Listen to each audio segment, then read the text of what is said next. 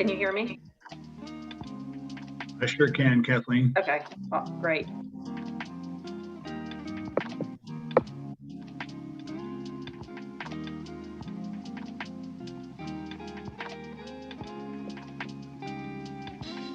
Can you hear me? Yep, sure can, Kathleen. Okay, well, great.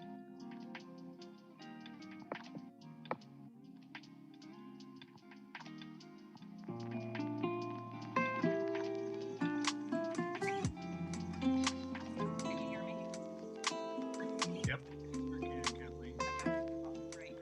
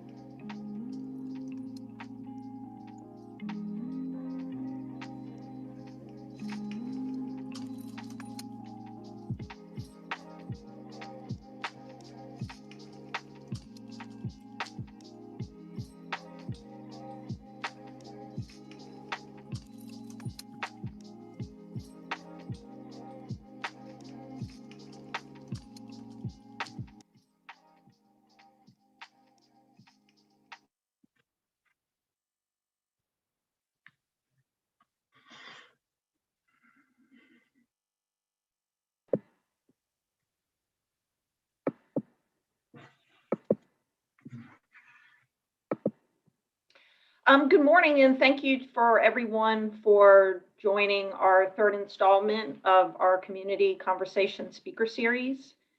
Maddie, I'm not able to start my video. This has been a three-part series where we have heard from leaders throughout the country who are involved in the comprehensive planning process. My name is Kathy Cornett. I work for Charlotte Planning, and I am the Deputy Project Manager for the Charlotte Future 2040 Plan. Alicia Osborne is the project manager, and she and Taiwo Jaoba, our planning director, will be joining later on in today's series. Today we are going to hear from Charles Hales. I'll talk a little bit about him in just 1 second. We are in phase 4 of the plan process. So the plan has been under development since the fall of 2018. Phase 4 is review and adoption, and it focuses very heavily on getting the word out about the plan, educating, and then hearing from you all. That's a big part of it too. So as part of the community conversation series, as I mentioned, we've been hearing from folks around the country to share their experiences. In January, we heard from Kimberly Driggins, who shared her experience on working with the comprehensive plan in Washington, D.C., and then also on the implementation side in Detroit, Michigan. And then from Paul Magoosh from Minneapolis, who had been in Charlotte about 18 months ago. And at that time, Minneapolis comprehensive plan had just been adopted. So a year later, he came back to kind of give his experience on the implementation side of the plan as well, and sort of what the goals around that particular plan were. Today, we'll hear from Charles Hales. Charles, his career has bridged public and private and nonprofit sectors. Starting in small business himself, he's grounded in private sector understanding and municipal leadership. He now leads the urban planning practice for a large employee-owned architecture and engineering company that serves clients across North America, Canada, and Asia. In his public service career, he created many of the elements that have made Portland a model city. He led the adoption of the 2016 update to Portland's comprehensive plan, which positioned Portland to grow by 250,000 more residents and 100,000 more jobs. Charles has centered his life's work on shaping livable cities. His approach to economic development has focused on quality of place and really life at street level. His approach to transportation and urban planning has been to create human scale, mixed income, urban neighborhoods organized around transit. He's demonstrated that cities and their residents can prosper with strategies of sustainability, smart growth, and walkable urbanism. So we are very glad to have Charles with us today, and we're also very glad to have you all listening in. And I will mention that we are recording this session, and we are also live streaming it on YouTube. During the course of Charles' conversation, you're welcome to put any questions or comments that you may have in using the Q&A, and we'll try to get to those the best we can during today's session.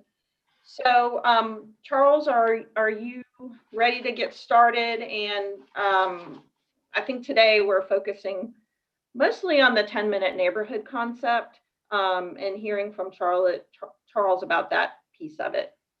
Sure am, Kathy. Thank you so much. And Maddie, I think you're going to turn my camera on for me, please. And I will get my smiling face onto the screen as well. I wish I were there in Charlotte in person. I've always enjoyed being in Charlotte. I worked a little bit as a consultant on the early phase of your streetcar project. And we have, of course, a large office there for HDR and work a lot with the city. And Taiwo and I have a history as well. So I always enjoy being there in Charlotte and wish we were doing all these things in person again soon, we hope. We'll no longer be having public meetings and gatherings and learning from each other just on our computer screens, but we'll also be able to be in the same room together. There I am. I'm actually here now on video. So thank you for including me in this conversation. I'm looking forward to the discussion today. I just want to commend you, all of you at the city, for doing this, because it's so important for cities to learn from each other as you grapple with how to master change and shape it to the future that you want in Charlotte. We have tried to do that here in Portland over my time involved as both an activist and later as an elected official, because you can always learn from other cities, US cities, Canadian cities, even European cities. We certainly learned a lot from European cities in our adoption of light rail and streetcar transit in Portland. We learned a lot from Vancouver, British Columbia in terms of how to make downtown high-rise development work. So there's some things that I think cities can learn from each other, both successes and mistakes. I might, Kathleen, show a few slides here at the outset to kind of set the context about Portland, if that would make sense. Yeah. That's great. You should be able to share your screen. Okay, and let me go to my PowerPoint here. There it is. And sorry, I've got to be able to go to the beginning.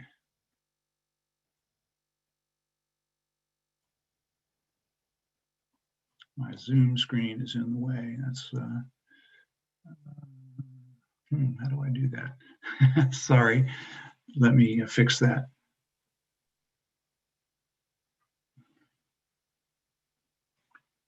There we go. Now, if I go back to Zoom.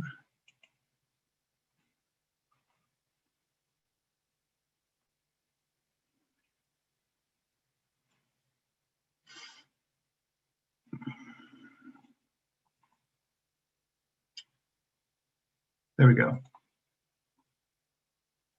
All right. I hope you can see that now. Yes.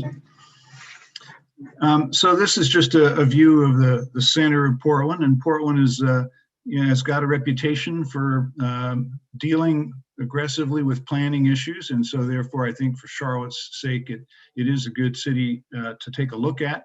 There are some similarities in scale and in just the amount of growth that you're planning for in the comp plan effort that you're involved in versus the one that we updated in 2016. So Portland has a reputation for smart growth and high density in transit, and that reputation I think is valid. But it's also, I think, an incomplete story about Portland and what's going on here. First of all, we're part of a metropolitan region that has worked together to do planning, as I know you're doing in Charlotte and Mecklenburg County and the region around you. And that's important here because we've devised a regional transit system that required working with our neighbors in order to build it. We also have a regional urban growth boundary that contains all urban growth in the Portland metropolitan area and protects farmland outside of it. That's a state law that we've been carrying out for some 40 years here. So this map just shows the, you can see the darker lines there in the map are some of the major highways and transit lines, but the round circles are concentrations of growth, regional centers, the downtown, neighborhood centers. So we very much took a centers and corridors approach to both regional planning and city planning in Portland. You know, really three key philosophies that come from that context.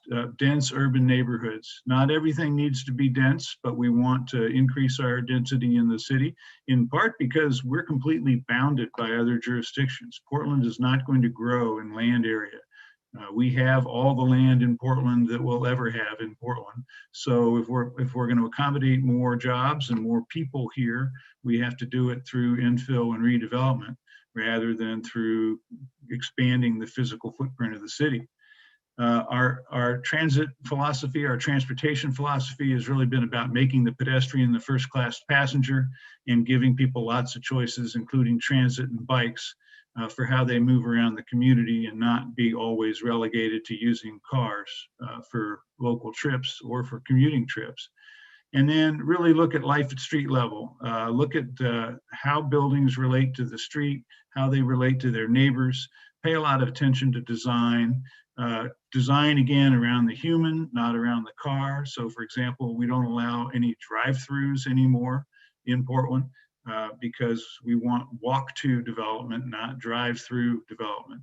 So design matters, and human scale matters, and we're still working on refining those rules over time to try to find things that didn't work, try to make them work better. This is an iterative process. You don't do one comprehensive plan and then stick with it without ever changing it. You're going to make modifications, you're going to make adjustments as you go along, I suspect, just as we have. We have focused very much on the 10-minute neighborhood idea. I live in one of those 10-minute neighborhoods, and I'll talk a little bit about that, about what it's like. I like it. It has some wonderful advantages in lifestyle and choices that I wouldn't get if I didn't live in a walkable community. And so we've been very much about trying to create, recreate, or reinforce that pattern of walkable neighborhoods, main streets, and walkable neighborhoods connected to them. A lot of attention to redevelopment and infill, not all downtown high-rise, but mid-rise and even low scale. A lot of attention to different types of housing units, including accessory dwelling units. We've been very liberal in our approach to allowing people to put an accessory dwelling unit on their single family lot.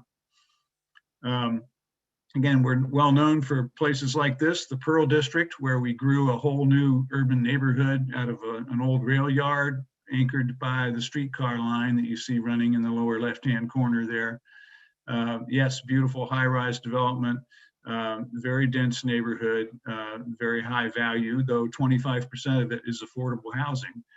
And then we've also gone about trying to redevelop our old neighborhood main streets. This is Division Street in Southeast Portland, an old streetcar street that had storefronts along it. Then it kind of declined in the automobile era to less robust retail, less activity on the street.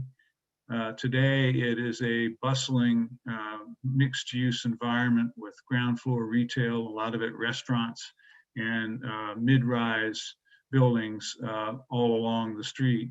But I don't want you to get the impression that Portland is Vancouver, British Columbia, or Brooklyn. Most of Portland is tree-lined, walkable, single-family neighborhood streets. Though now we're mixing in some other forms of housing and a little bit of density here and there, here and there into those existing single-family neighborhoods. But the big fabric of Portland is old streetcar streets that are now main streets, like Division or Milwaukee Avenue in my neighborhood. And then in between those are those major streets, walkable, slow speed residential streets with a lot of houses built in the 1920s, 30s, and early 40s. As a result of this effort, we've had some good results in Portland. Yes, we're growing in both population and jobs, and we're also following our climate action plan, or trying to, reducing emissions at the same time. We're also increasing tree cover at the same time as we're increasing density, which is something I'm particularly proud of as a board member and frequent weekend tree planter with our nonprofit Friends of Trees. There's some problems in Portland. What used to be affordable short-term housing, the old single-room occupancy hotels in the downtown core, are essentially gone. They've been replaced by apartments and density and development. And so as a result, in part of high housing costs on the West Coast, national problems in mental health and other national phenomena, and the climate that we have on the West Coast, we have a massive homelessness crisis in Portland and all the other West Coast cities. So there are some negative side effects to our trajectory as a city, as well as some very positive ones. But again, overall, as a city, we've made a lot of progress. We've taken a lot of places that were underwhelming in the past, like a parking lot downtown that became our primary public square, like a waterfront that used to be a freeway and is now a park. neighborhood main streets like Division, like Milwaukee Avenue, that are great places now, and great places to visit, great places to be a resident in. Neighborhood farmers markets all over the city, and old houses that have been fixed up where they were once perhaps deteriorated or even vacant. So in general, we have tried to take the forces of growth and change and turn them to our purposes of making our city better, and we've largely accomplished that. Just take you on a quick walk around my neighborhood before we move on, and that is, this is Milwaukee Avenue. This is my neighborhood main street. It's 10 minutes from my house if I walk slowly, maybe 8 if I really hoof it. But on this street is just about everything I need for daily life, with the exception of maybe a clothing store. But there's several bars to choose from. This is Kay's at the corner of Tacoma Street and Milwaukee Avenue.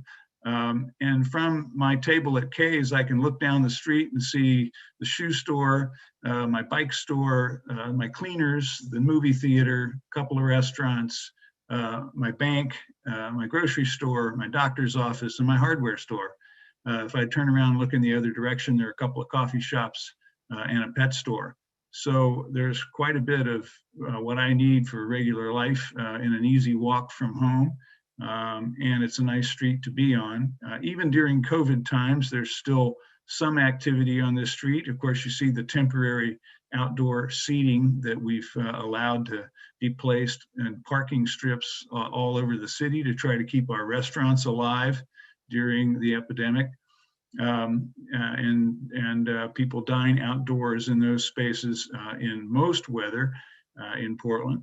The movie theater is still alive. They're now actually starting to show movies to reduced audiences again. For a while, all they were doing is selling popcorn to go, but they made it apparently through the difficult times of the last year without going out of business.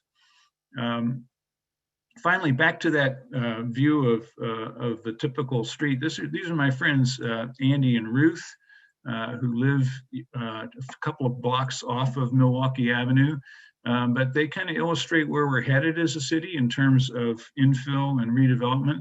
Their house is an infill house. It's a new house in an old neighborhood. Across the street in one direction are more old bungalow, single-family houses, probably now about 100 years old. But across the street in the other direction are some relatively new townhomes. And if you turn down the street towards Milwaukee Avenue, you see a 2-story apartment building with that false front on it. And the pet store I mentioned up at the corner. Across the street from them, a couple more townhouses. So you see just in Andy and Ruth's intersection there in their neighborhood, literally the intersection of a lot of the planning ideas that we're working on to have a mixture of housing types and uses added in, stirred in to the recipe of our existing neighborhoods.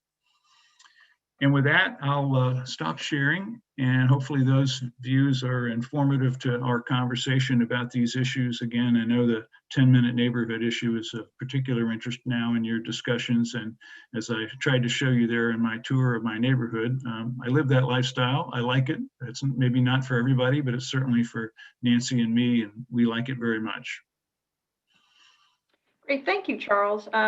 We do have a few questions in the chat, and I'm wondering also if you could maybe expand a little bit about how missing middle housing fits into the 10-minute neighborhood concept and Portland's experience with missing middle housing from both a positive and a negative perspective.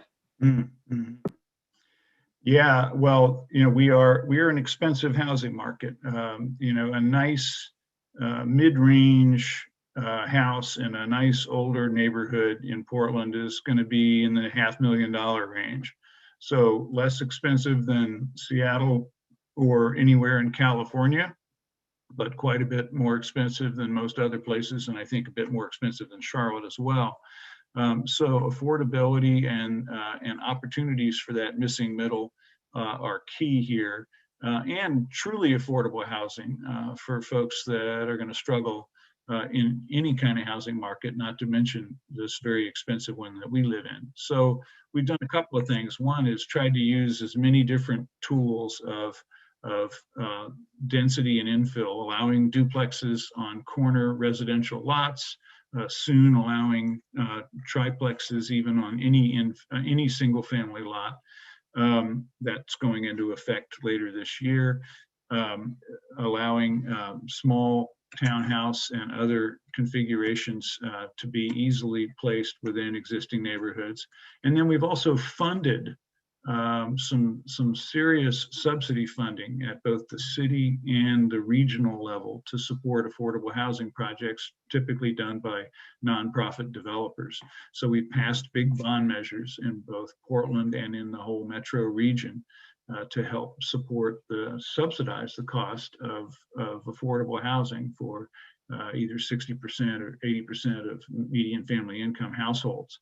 So understanding that you can only do so much with policy to provide a spectrum of housing affordability, you also, in at least an expensive market like this, also have to provide some subsidy resources. And we've dug deep as citizens and voted for the funding for those measures. And now those funds are being used to help create projects that then have a contract for long-term affordability with the developers who build them. Thank you. So there's a question in the chat. Portland is known as one of the whitest cities in America. Charlotte faces lasting issues like redlining and highway construction through Black neighborhoods. What has Portland done to address its racial history, and how can we, Charlotte, ensure that our urban plans are inclusive? Yeah, very good point. One, we used to be one of the whitest cities in America. That's no longer true. It was very much true. Oregon had a terrible history of racial exclusion. And then we had a history of segregation early in the middle of the last century. A lot of African Americans moved to Portland to work in the shipyards. They were relegated to one neighborhood, and then that neighborhood had a terrible flood. The so-called Vanport flood, because that was the name of the neighborhood. And then there was more redlining and discrimination after that. But in the second half of the 20th century, Portland started to move towards more progressive policies, not only in terms of planning, but in terms of equity. We created, for example, an Office of Equity and Human Rights in city government, which was one of my bureau responsibilities while I was mayor. And I think we made some progress as a city on all fronts with respect to equity. We've still got a long way to go. Meanwhile, while all this talk has been underway about policy, the city has changed. We've had a huge in-migration of people of color, a lot of immigrants from countries like Ethiopia and Somalia, a lot of internal migrants in the United States. And as a result, our demography has changed a lot. So, for example, at the school age population level, we're now minority white. And there are school districts in Portland, like the David Douglas School District, where the kids in that high school speak 50 different languages. So what was once the whitest city in America is now considerably more diverse. Our city council, for example, which consists of 5 people, it now includes 2 white men, 1 African-American man, a Latina, and an African-American woman. So out of 5 city council members in what was once the whitest city in America, and there are now 2 white guys out of 5. So I would say in terms of both our community leadership, our policy, and who we are, that Portland has changed. But nevertheless, the issues of gentrification and displacement that come with growth are constant topics here.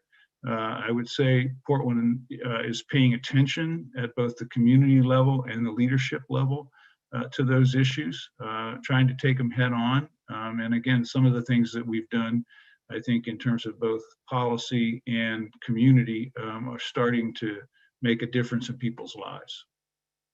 Thank you. There's another question. Can you describe your goals for affordable housing, percentages desired and achieved? Well, it depends on where you are in the city. For example, in our urban renewal areas, like the Pearl District, we've set specific targets in those districts, in part because we're able to negotiate development agreements with private developers, and because we've typically had additional financial resources like tax increment financing to apply. So the Pearl District, which I mentioned, which is basically a neighborhood from scratch. It was a former rail yard and rundown industrial district with literally only a handful of businesses in it, and virtually no residents, that now accommodates about 15,000 people and 500 businesses. And we had an explicit goal there that we would reach 25% affordable housing, and with an internal division of that between 30%, 60%, 80% of median family income. And we met that goal. And again, in part because we had the funds to help subsidize the affordable units that got built. More recently, Portland's adopted an inclusionary housing policy that requires new development to include roughly 10% of its units. Anything over 20 units in size has to meet this requirement. So that means that we're getting some 19-unit permit applications, as you might expect, by people that don't want to meet that requirement. But for larger apartment projects, there's a requirement to include affordable housing. Again, the formula changes slightly depending on how affordable the units are, but those come with long-term commitments to maintain the affordability of those units. So we're trying to use the mandate of policy as well as the opportunity of lots of different housing types that are possible in our zoning code, plus subsidy dollars, all three, to try to meet the need for affordable housing, or at least try to meet part of it. Thank you. So this switches gears a little bit to the transportation side with a question about Portland's MPO, that it covers 509 square miles and provides to a base population of over 1.5 million. Mecklenburg County covers 546 miles and a 1.2 million base population. So the question says, I believe they both have one primary hub. Is that correct? How has Portland's transit supported regional economic development outside the city of Portland? And are you considering more hubs for the next 25 years in your current plans? We're considering basically 25 years in our current plan. So that's the easiest question to answer. The effect of the regional transit system on the smaller suburban communities has been pretty profound and quite positive. If you look at downtown Hillsboro, Oregon, which is to the west of Portland, or downtown Gresham to the east, downtown Milwaukee, which is just south of Portland. Those are three examples. There are several others, but those are smaller cities. Gresham and Hillsboro, each about 100,000 people. Milwaukee smaller, that have set about using the transit stops there on the regional light rail system as a focal point for development, infill, redevelopment, investment, and they've just blossomed. I mean, downtown Gresham is a great place now. Downtown Hillsboro, likewise. Downtown Milwaukee is wonderful. My oldest son chose to buy a house 2 blocks from downtown Gresham, in no small part because he could walk to downtown Gresham. And the connection to the regional transit system has been, very salutary for those cities. Also, in terms of economic development, there's been quite a bit of job activity, major employment in the suburbs, some of which is well served by transit, some of which isn't. For example, Intel has some very large fabrication facilities here where they make Pentium processors and other high-tech products. Some of the Intel facilities are well served by the regional rail system or by shuttles that connect to it. So I'd say that our suburban cities have done a good job of capitalizing on the opportunity of the transit system to carry out their own plans and to carry out, you may remember that plan where it showed regional centers and town centers, and they have managed to grow into that objective of being a regional center or a town center by rezoning and redeveloping around those light rail transit stations. Still a work in progress, but it's now pretty visible after, say, 20 years in some cases, or longer in Gresham's case, that you can really see the impact of their good planning and the proximity to transit. Thank you. So as you know, we've had a lot of focus on the missing middle housing and expanding single family housing, which is, one of the 10 goals in a recommendation within one of the 10 goals in our plan. So there's another question in the chat that follows up on the missing middle question. So has Portland had efforts to either prevent gentrification or bring affordable units into expensive and or gentrified neighborhoods? Are there any types of HUD or local funding programs that support this, and particularly in neighborhoods that were formerly single family? Well, we have generally opted for densification. That doesn't mean that we don't want to preserve great things about our existing single family neighborhoods. Several of them are historic districts. Because there's so much good early 20th century architecture in those neighborhoods that they qualified for and became historic districts. My own neighborhood has had a big fight about that, about whether we want to be a historic district or not, and that fight is still going on. So, by the way, don't get the impression that all is consensus in the planning process anywhere else. I know there are always going to be debates and disagreements about these things. I understand there might be a few in Charlotte, but there certainly have been in Portland. We don't all just sit in the rain and hum kumbaya.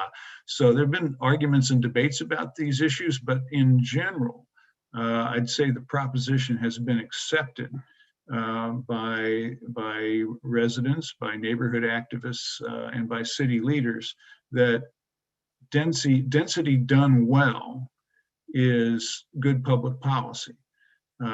Doesn't have to be done everywhere, and it doesn't mean that every single family neighborhood gets bulldozed and turned into 5/1 apartment buildings. Quite the contrary. We've concentrated those 5/1 apartment buildings along those old streets that used to have 7-Elevens and car repair shops on them, and now have restaurants on the ground floor and residents above. But a next lot back is likely a single family house or a couple of townhouses. And then 2 blocks away, it's all single family houses. So we've tried to both preserve the good of our existing single family neighborhoods. Yes, you can put an accessory dwelling unit on that lot if there's room for it, or if you want to remodel the garage or the basement. Yes, you can, under the new code, tear down that house and build a triplex, but we actually haven't seen a lot of that. That the value of the homes in these neighborhoods is high enough that it doesn't often pencil for someone to tear down an existing house and replace it with a duplex or a triplex. So the very expanse of our market has been something of a break on rampant redevelopment in the existing single family neighborhoods. So again, I'd say our general agreement among everybody involved, is almost everybody involved, neighborhood activists, the development community, city leaders, is that well-designed density is good for the city, supports our economy, allows more people to live here and work here. And we try to hang on as much of our good existing character through historic preservation, historic districts, and the single family rules that apply to the single family lots in the city. Thank you. So, another, as we've been doing a variety of engagement over the past couple of years, one thing that's consistently bubbled to the top too is the need for green space and the desire for parks and open space. So there's a question in the chat that says, with higher density development, how are you preserving and adding to green space? Parks, tree-lined streets, community gardens, requirements for developers to include more green space, et cetera. It's tough. We had some good planning and dumb luck in Portland that has helped assure that we have a good park system citywide. First, 120 years ago, we hired the Frederick Law Olmsted firm from New York to do a parks plan for Portland, which they completed in 1901, that said you should have parks here, here, and here, and here, and boulevards connecting them.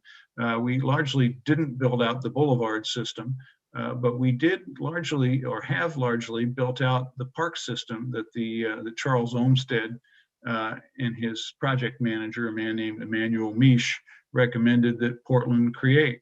So the old part of Portland, the pre-annexation part of Portland,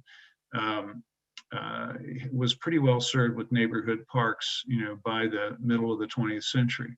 Then in the last quarter of the 20th century, from about 1980 on, Portland did have one big geographic expansion, and that is we expanded east from the old city into what was then unincorporated county land, and took in another 100,000 people and quite a bit of land area. And that's been a big planning challenge because it was kind of half-baked suburbia when we annexed it, and to some extent it's still suburbia because the street pattern is not as good of a grid as we had in the old neighborhoods.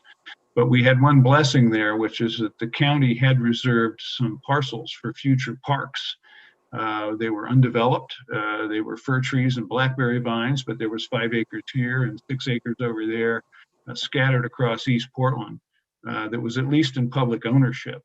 And one thing I'm very proud of is I was able to put together, when I was the commissioner in charge of the Parks Bureau and the Planning Bureau, I put together a parks bond measure back in 1994 that passed, and that gave the city the initial funds to start turning those undeveloped park parcels into neighborhood parks.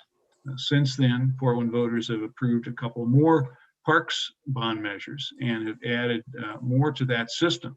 So if you have the blessings of some publicly owned land, or maybe even land owned by community institutions, whether it's churches or colleges or others, that might be made available for future parks, and if you can find some funding for creating those parks, that's a great idea. I generally have a low opinion of, at least in small infill situations, of open space mandated by developers, because they're usually not big enough or real enough to be a community asset. I don't mean this, if you're talking about a 100-acre planned community, of course, a developer can include a 5-acre or 10-acre park and public square in the middle of that and make it work from an urban design standpoint. But bits and scraps of green space are not as good as real parks. So if you can create a strategy to make sure that the developing areas of Charlotte are served by real parks as they develop, that would be my first choice. When it comes to tree-lined streets, I mentioned Friends of Trees. We have this wonderful nonprofit in Portland that works directly with the city in partnership and does get some city funding, called Friends of Trees. And their goal is to plant trees across the city and now across the region.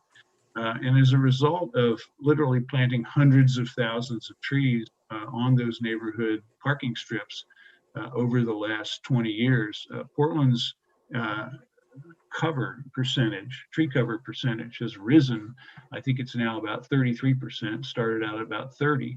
That doesn't sound like much, but that's literally hundreds of thousands of trees that have been added to the city. So it's a slow, steady, methodical community effort to green our city and to create a canopy that provides summer shade and stormwater mitigation in the rainy season. And so I commend that model to anybody. Thank you. We have another question in the chat that kind of shifts gears a little bit to more of an implementation toolbox. Are you familiar with the Community Investment Trust and other community wealth building initiatives leveraged in Portland, and if so, please describe and share what has been effective. Yeah, the Community Investment Trust is run by a friend of mine named John Haynes. It's Mercy Corps Northwest's creation. And it's really a wealth building and bootstrapping funding scheme for low-income communities to be able to create opportunity for business development, particularly. And we also have the Micro Enterprise Services of Oregon, another nonprofit that has focused on that kind of literally micro enterprise development.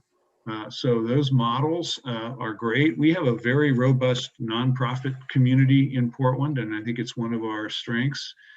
We do a lot of things with nonprofits, or we provide a lot of things for ourselves, I should say, with nonprofits. Some of our major parks and amenities are run by nonprofits, like our Chinese garden and our Japanese garden and our rhododendron garden. The specialty parks and gardens are run by nonprofits. Most of our affordable housing in the city is created by nonprofit developers. And then we even rely on nonprofits for things like operating the Portland streetcar or running our downtown public square. So we have a very long-standing tradition here of having the city partner with nonprofits. I mentioned Friends of Trees as a way to accomplish community purposes and even economic development. So our economic development agency, now called Prosper Portland, teams up with those nonprofits on a regular basis. For things like the Community Investment Trust, we try to leverage both the public agenda and the nonprofit agenda together, and makes things more complicated. We joke about Portland, being not the city that works necessarily, but the city that meets, because all that collaboration requires a lot of meetings and communication. So that's a downside to our traditions here. But the fact that we have a robust nonprofit sector with some of the same goals, equity and inclusion, mean that the city's words about equity and inclusion have a better chance of turning into real things for people. Thank you. So switching back again to kind of more the missing middle and expansion of single family. There's a question in the chat about when allowing duplexes and triplexes in formally exclusive single family neighborhoods, were there applicable deed restrictions that prevented or made that impossible to accommodate? Generally not. No, we have some city regulations about massing and design, some of which are in effect now, and some more are going to go into effect this summer. So this remains a work in progress, something that I started while I was still in office, 7 years ago, I think, called the Residential Infill Project, is finally in its final phases, and parts of that are being implemented now, including shrinking the envelope for how big of a house can be in an infill situation in a single family lot. So we've tried to use design rules and regulations to control the impact of this infill, to make more of these happy endings in terms of people saying, oh, that's a nice house, or that's a nice duplex, I don't mind having that on my street, rather than relying on deed restrictions or CC&Rs. And that's because most of our neighborhoods are so old. Our central city neighborhoods are 100 years old. My neighborhood was platted in I think 1910. So long before the tradition developed in the second half of the 20th century of deed restrictions and CC&Rs governing neighborhood character, our neighborhoods were pre-existing all of that. So we've relied more on regulations and on the folkways of people, generally being community minded. Now, I would say again, we certainly see some cringeworthy development in the city, despite the fact that we've got pretty good rules, pretty good plans, and most developers trying to do the right thing. But again, as I can literally walk around my neighborhood and point out infill projects where it's pretty hard to tell that beautiful craftsman house, like my friends Andy and Ruth live in, or that duplex down at the corner, a nice colonial duplex. It's pretty hard to tell that wasn't built when the neighborhood was built 100 years ago. And then there's some others that are modern and of course never intended be contextual with the neighborhood around it, but they might be well designed as well. And then there are a few that you just say that that developer was not paying much attention to the neighborhood around them, and I wish they paid more attention. I would say the score is probably, at least 3-1 of project infill projects that make me, as a neighbor and as somebody who loves my old neighborhood, 3-1 where I'd say they did well there versus they could have done better. So again, we rely on our rules and to some extent on the tradition and peer pressure of trying to do the right thing than we do on CC&Rs or deed restrictions. Thank you. So there's a few questions in the chat, and I'll try to put them together around displacement and gentrification and Portland's experience in that realm. And if there has, in order to combat gentrification, have you considered grandfathering homeowners to remain at their current tax rate to kind of help that out, especially when the example given is when luxury townhouses and condos are being built in those neighborhoods? Those are good ideas.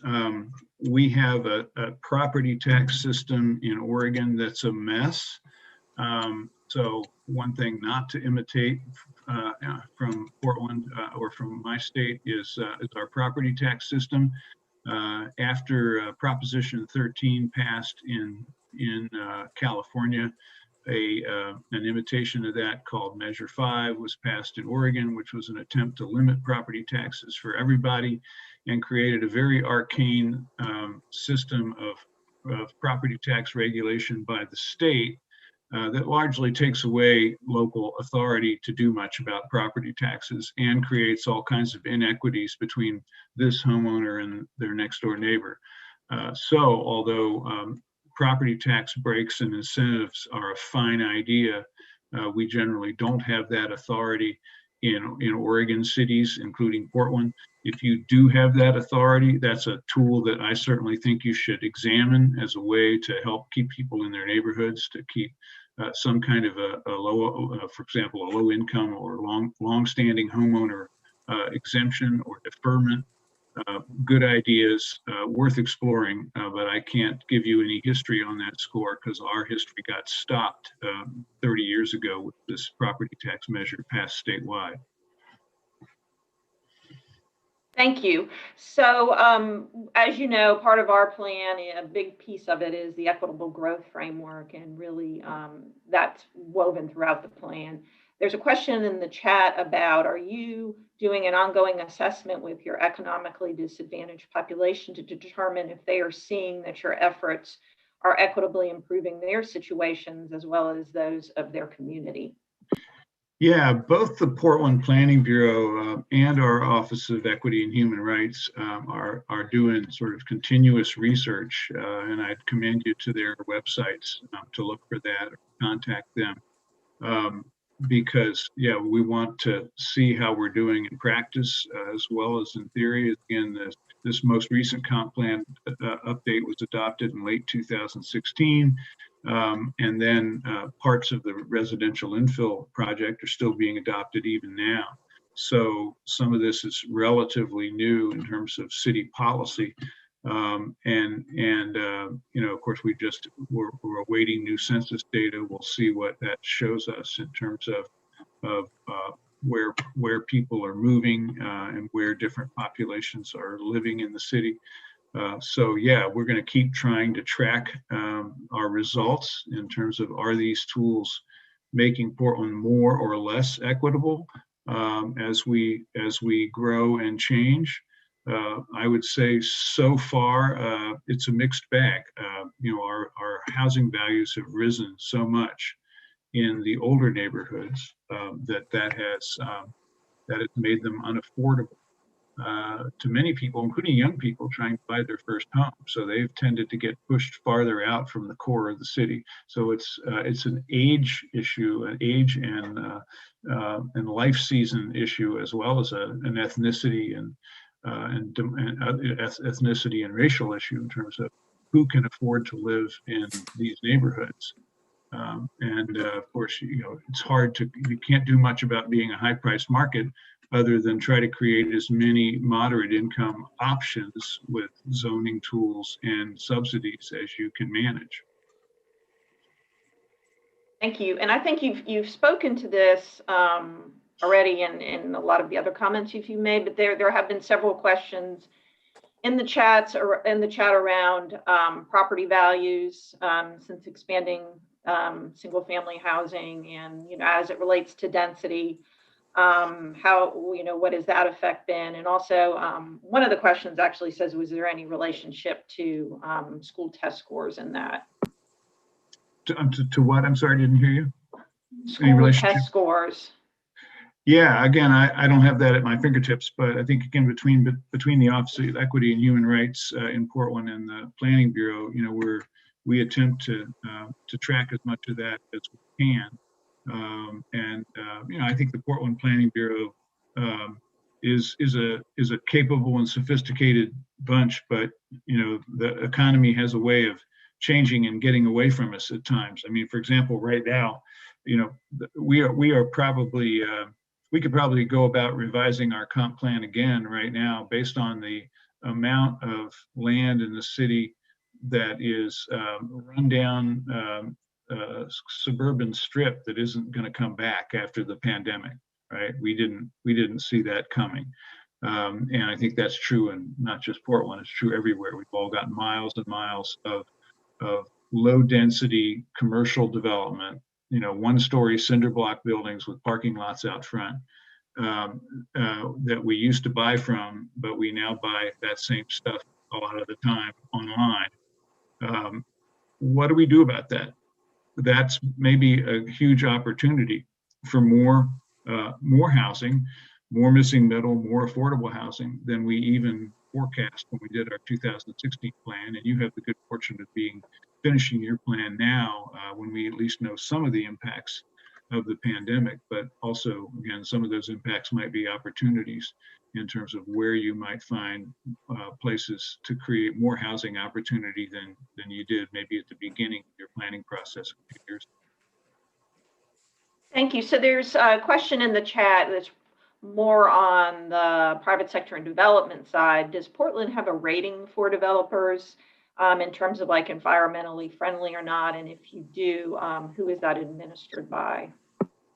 Well, of course, there's the LEED rating, which is an environmental and sustainability yardstick used for architecture, and the city strongly encourages people to reach the highest levels of LEED performance, leadership through environmental design.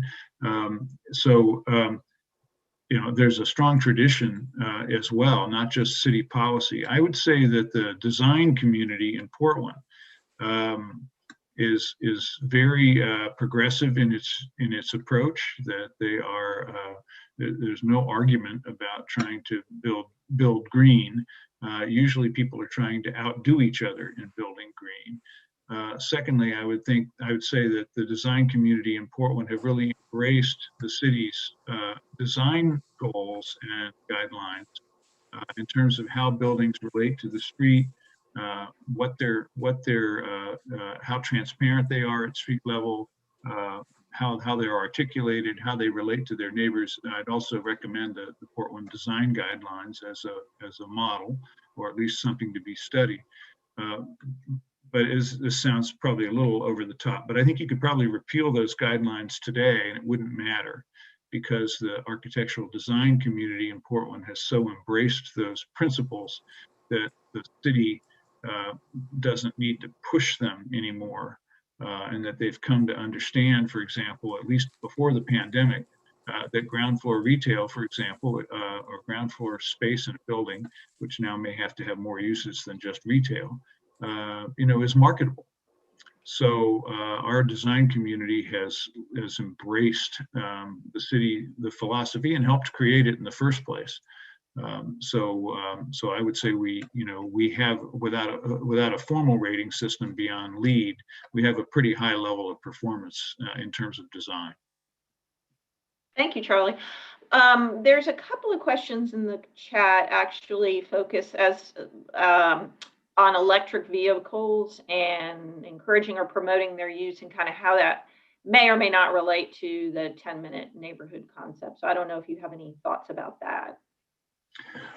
Well, yeah, we're certainly, we are, in terms of our policies, encouraging electric vehicles, providing charging stations, encouraging the provision of charging stations, requiring them in new development, just as we do with bike parking, for example. In city policy, you can do some things to encourage the market. Seems like the market for electric vehicles is booming now, almost regardless of public support, but public policy supporting that transition is a good idea. I certainly think we should see it at multiple levels of government, local, state, and national. I think we're going to see that at multiple levels of government. We haven't talked yet much about the subject of parking. Certainly one experience that we've had is that trying to develop a city around people instead of around cars means letting go of the idea that you always have to provide parking spaces. For example, in our downtown districts, and in actually most of our multifamily now, we no longer have parking minimums. We only have parking maximums, and we don't require parking for the ground floor retail. That had, in the Pearl District, we didn't see this coming, but it had a profound effect that we came to appreciate much later, which is that the national retailers couldn't figure out how to operate on a ground floor plate where a quarter of that block would be 10,000 square feet, be a nice size for a restaurant or for some specialty retailers, but there was no dedicated parking. And the national retailers couldn't handle that. So a lot of local restaurants and other local businesses ultimately occupied that space. And we had, at least before COVID, I hope we will have back, a booming local restaurant scene, a nationally and internationally renowned local restaurant scene that was in part a consequence of creating the habitat for that in our zoning code. I will not claim that we figured that out in advance. That was serendipity or dumb luck, that we wanted the ground floor retail. We didn't want to require the parking. And as a result, we got lots of local restaurants occupying space that they were fine without having parking. In general, the effect of adding density into our existing neighborhoods has been minor in terms of parking impact. You don't need to require a parking space for an accessory dwelling unit as long as there's on-street parking. In fact, we're not even requiring an off-street parking space for single-family homes either. So on-street parking serves a wide variety of needs and purposes. Per capita auto ownership is declining and is going to continue to decline. And the more people are using other modes like walking, transit, and bikes, the need for parking continues to fall. So, form follows parking, some say, but it doesn't if you don't make parking the priority. So I'm not sure exactly what you're doing in your comp plan and in your codes with respect to parking, but I would urge you to be bold on that front. And again, legislate in favor of walkability and urbanism, not in favor of automobility and parking. And I predict you'll be generally happy with the results. Thank you, Charlie. There's a question in the chat that focuses more around your public transit network, and has your public transit system followed the tendency to move outside the traditional ring? So I'm not sure if they mean the urban growth boundary or what that is, but maybe you can speak to that a little bit. Well, our transit system has, it's been a long and winding road. We have a regional planning agency, Metro, that plans our region, that adopts the urban growth boundary, that adopted a regional plan that the Portland City Comprehensive Plan conforms with. And Metro has also, over time, and continues to plan the development of that regional rail system. that now stretches, across the region east to west and across part of the region north and south. There's more to come north and south. Then we have a regional transit authority, TriMet, that operates that transit system. One of Portland's great weaknesses, which Charlotte and other cities fortunately don't have, is we have no sales tax. We have zero sales tax, and that's lovely if you're a retail merchant, but if you're trying to finance public goods, whether you're trying to build a park or a swimming pool in a neighborhood, or you're trying to build a very expensive light rail system and you need to come up with a local match, we can't increase our local sales tax and leverage that very powerful tool for financing infrastructure. And that's really a terrible burden for Oregon, and not just for Portland, that we are in that situation. Not likely to change. So how have we paid for things? We've always had to cobble together the local match for these light rail projects, like the orange line in the background in my picture there that goes across the Tillicum Crossing Bridge and down to the stop in my neighborhood. That was $1 billion plus project. We got half of the money from the federal government through the capital investment grant system at the Federal Transit Administration, but we had to come up with the other half with local and state money. And it's always been a patchwork of, well, there's some tax increment money here, there might be a local bond measure there, perhaps the city transportation budget can throw in a little bit. It's always been kind of a hat in hand patchwork of how we funded the local share of these federally supported transit projects. So, again, like some other things, like our property tax system, don't imitate that. Of course you won't. You already have a sales tax. But if you have the ability to use a local sales tax increment to pay for things, that's far superior to the way we do it. Thank but you. We've managed. I mean, I'm going to say, despite all that, we've managed. We've managed to build, a pretty robust regional light rail system and a pretty robust city streetcar system, all with local tools and federal help. And no sales tax. So credit to a whole lot of people who've cobbled these things together. And everyone's been different and everyone's been a struggle. Thank you, Charlie. There's been a couple of questions in the chat about the relationship between increasing residential density and impacts on schools and additional need for school space. And so I don't know if there's any experiences around that in Portland that you might want to share. Yeah, it's there has been some. For example, in that East Portland area I mentioned, an area that was sort of half-built suburbia that got annexed to the city starting in the late 80s and early 90s. There was a real concern in the David Douglas School District that they would not be able to keep up with the needs of growth. They did manage to pass a couple of bond measures and had reserved sites for future schools. And so they have generally kept up with that growth. And likewise, another small school district, the Park Rose District in East Portland. In the older part of Portland, the Portland School District was, again, had legacy schools, some of which were fully utilized, a few of which were closed. So they haven't had to build a lot of new schools. There has been a need for renovation and improvement of the schools that we have. And again, Portland voters have been generous to themselves and to their descendants, not just in funding things like transit, but in passing a series of very expensive property tax funded school bond measures.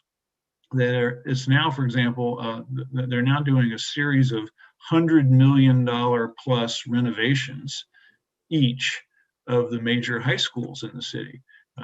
Grant High School has been completed, Franklin High School has been completed, Lincoln High School is under construction. Huge, expensive renovations of old high schools, in part to keep the city school district attractive to parents and students.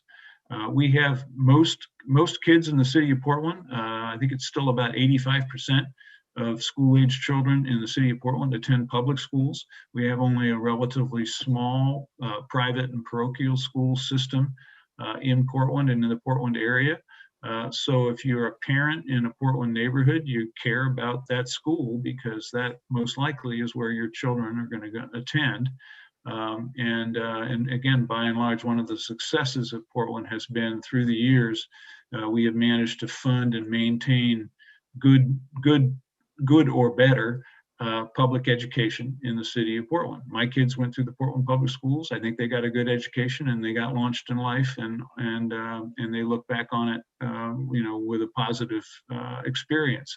So for a major American city to be able to say that is an accomplishment. But again, we've had to use a really bad financial system and tax ourselves pretty heavily in order to get the result that we wanted. Thank you. So again, around the 10-minute neighborhood concept, this one's a pretty specific question. How are you approaching the 10-minute neighborhood in the suburban East Portland area from the most recent annexation? Very good question, which is, the suburban East Portland area. If I took you on a tour of that, it would, anybody who's been anywhere in suburban America, you would see some similarities, because it's what James Kunstler called the geography of nowhere. In that we're talking about big arterial streets designed out of the AASHTO manual in the 1950s or 60s that are way too wide and way too fast for walkable neighborhood commerce. And they're dangerous in that they're dangerous to cross as a pedestrian.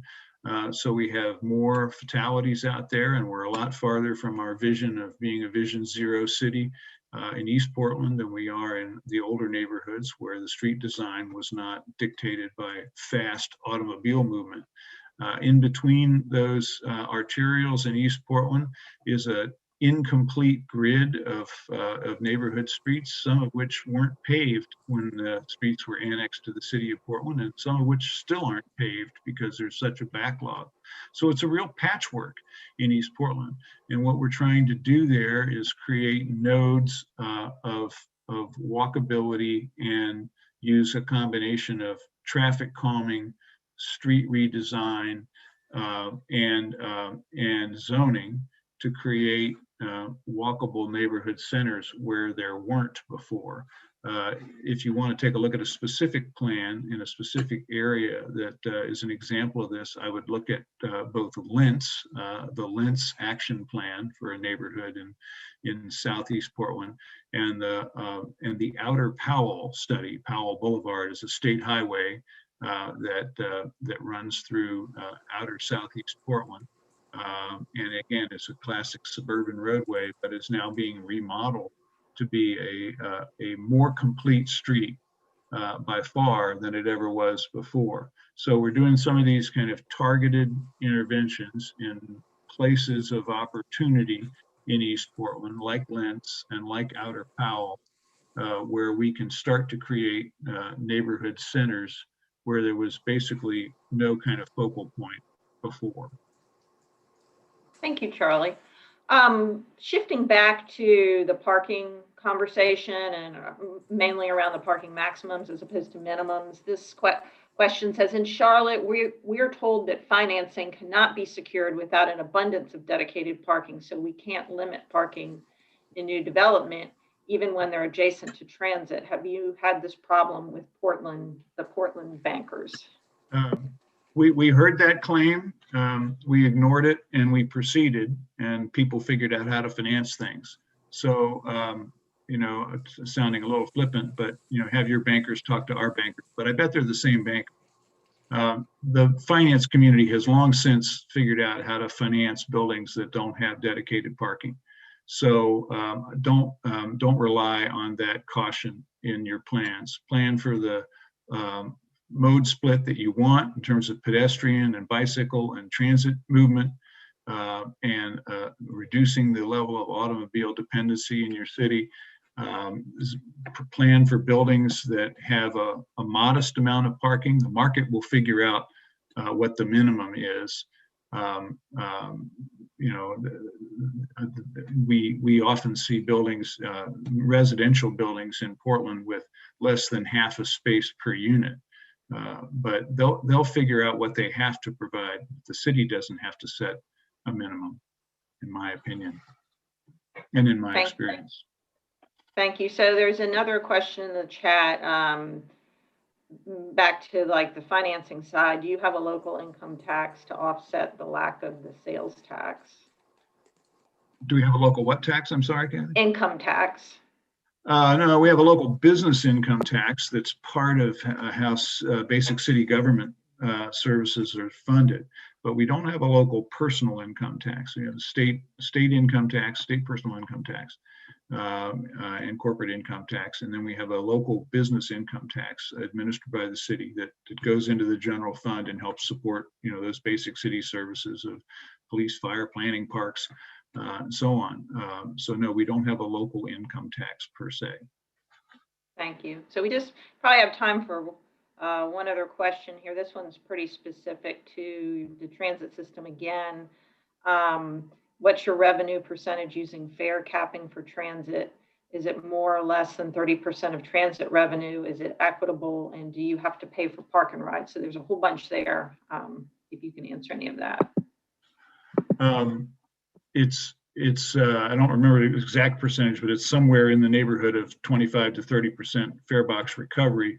Our transit system in the Portland metropolitan area does have one great financial blessing, and that is that there is a regional payroll tax that applies to the whole Portland metropolitan region that supports our transit agency, and some of that money goes to capital to help come up with those local match dollars when they're building something, and quite a bit of it goes to operating.